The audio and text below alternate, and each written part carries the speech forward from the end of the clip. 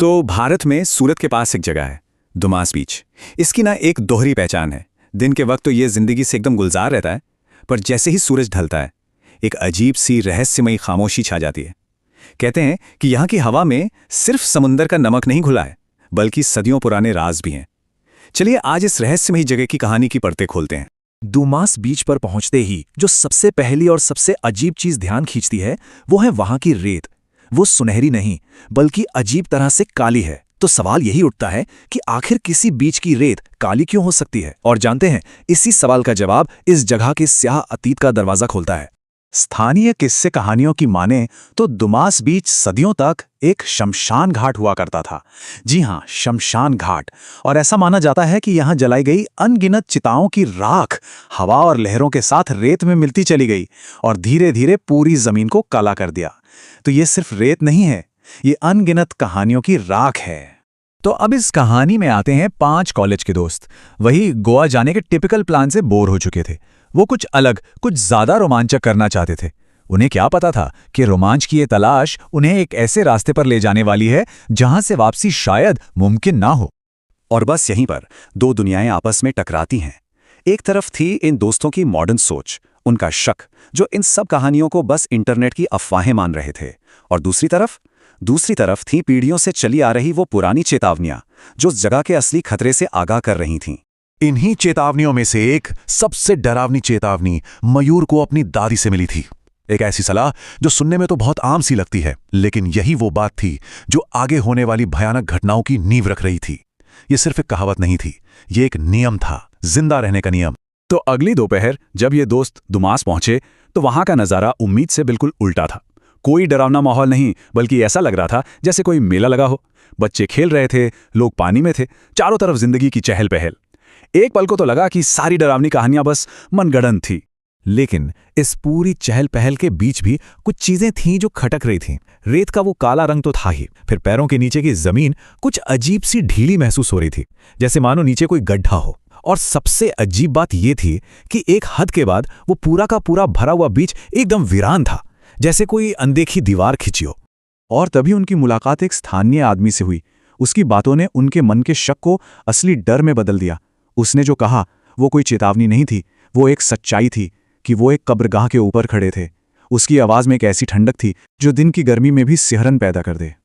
और यहीं पर वो फैसला लिया गया जिसने सब कुछ बदल कर रख दिया। दूर खंडर को देखने की जिद में ग्रुप बट गया। कुशल और मयूर रोमांच की तलाश में आगे निकल गए, जबकि बाकी दोस्त पीछे ही रुक गए। ये एक ऐसा बंटवारा था जो उन्हें सीधे आने वाले खतरे के मुंह में धकेल रहा था।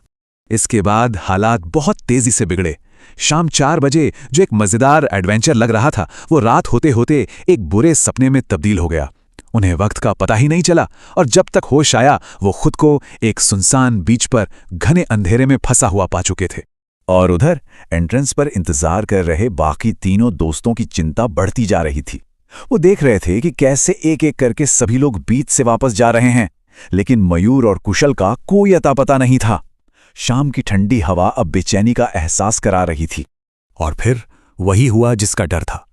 घने अंधेरे में रास्ता ढूंढने की जद्दोजहद में उनके फोन की बैटरी भी खत्म हो गई। आज की टेक्नोलॉजी उस पुरानी जगह पर घुटने टेक दिए और अब वो पूरी तरह से अकेले और बेबस थे। और तभी हवा में एक आवाज गूंजी, एक बहुत ही धीमी सी मुलायम आवाज जो इंसानी नहीं लग रही थी। उस आवाज ने कुशल का नाम पुकारा। मयूर की दादी की वो चेतावनी अब हकीकत बन चुकी थी। लेकिन असली खौफ तो तब महसूस हुआ जब मयूर ने कुछ और सुना। एक ऐसी आवाज जिसने उसके रोंगटे खड़े कर दिए। ये उसकी दादी की आवाज थी, वही दादी जो सालों पहले रहस्यमयी तरीके से गायब हो गई थी। अब ये कोई आम भूत प्रेत की कहानी नहीं थी, ये मामला बहुत निजी हो चुका था। इसके बाद जो हुआ वो उनके होश उड़ाने के लिए काफी था। एक के बाद एक डरावनी चीजें होने लगीं। कहीं से जलती हुई लकड़ी की गंध आ रही थी, तो कहीं से राम नाम सत्य है के मंत्रों की भयानक गूंज। सफेद कपड़ों में लिपटे साए दिखने लगे और फिर अचानक से कुत्तों का एक झुंड उन्हें घेर लेता है और पल भर में गायब हो जाता है। और आखिर में समंदर से उठती वो विशाल आकृति, ये उनके डर का चरम था।